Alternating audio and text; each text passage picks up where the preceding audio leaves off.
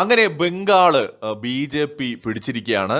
ശരിക്കും പറഞ്ഞാൽ ഒരു ഞെട്ടിക്കുന്ന വിജയം എന്ന് തന്നെ പറയാം. ബംഗാളിൽ ദീദി അങ്ങനെ പരാജയം അറിഞ്ഞിരിക്കുന്നു, പരാജയം രുചിച്ചിരിക്കുകയാണ് ബംഗാളിൽ ദീദി. ബംഗാളിലെ പതിറ്റാണ്ടുകൾ നീണ്ടുനിന്ന കമ്മ്യൂണിസ്റ്റ് ഭരണം അവസാനിപ്പിച്ചുകൊണ്ട് ബംഗാളിൽ ഭരണം പിടിച്ച തൃണമൂൽ കോൺഗ്രസ്, തുടർച്ചയായ വിജയങ്ങൾ രുചിച്ച തൃണമൂൽ കോൺഗ്രസ്, മമതാ ബാനർജി ഇന്ന് ബംഗാളിൽ നിന്ന് പുറത്തായിരിക്കുകയാണ്. അല്ലെങ്കിൽ ഈ തെരഞ്ഞെടുപ്പിൽ തൃണമൂൽ കോൺഗ്രസ് പരാജയപ്പെട്ടിരിക്കുകയാണ്. കൃത്യമായ പദ്ധതിയോടെ, കൃത്യമായ ആസൂത്രണത്തോടെ, ഒരുപാട് ക്ഷമയോടെ, പരിശ്രമത്തോടെ ബി.ജെ.പി നടത്തിയ ഒരു തന്ത്രങ്ങളുടെയും അല്ലെങ്കിൽ ബി.ജെ.പി നടത്തിയ ഇലക്ഷൻ എഞ്ചിനീയറിംഗിന്റെയും വിജയമാണ് ബംഗാളിൽ കാണുന്നത്. നിലവിൽ ഏറ്റവും ലേറ്റസ്റ്റ് അപ്ഡേറ്റുകൾ അനുസരിച്ച് 165 സീറ്റുകളിൽ ബി.ജെ.പി അല്ലെങ്കിൽ NDA അവിടെ ലീഡ് ചെയ്യാണ്.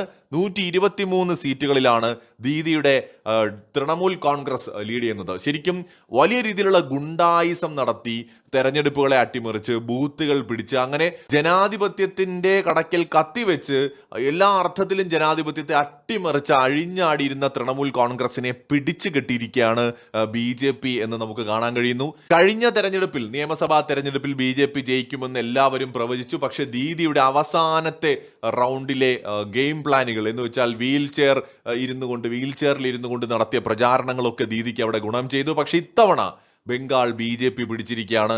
ഇതൊരു പക്ഷേ ബംഗാളിന്റെ ചരിത്രത്തിൽ നിർണായകമായ ഒരു തെരഞ്ഞെടുപ്പാകാൻ പോവാണ്. ബംഗാൾ അടിമുടി മാറാൻ പോവാണ്. അനധികൃത കുടിയേറ്റക്കാരുടെ നെഞ്ചിടിപ്പ് കൂട്ടുന്ന ഒരു വിധിയാണ് വന്നിരിക്കുന്നത്.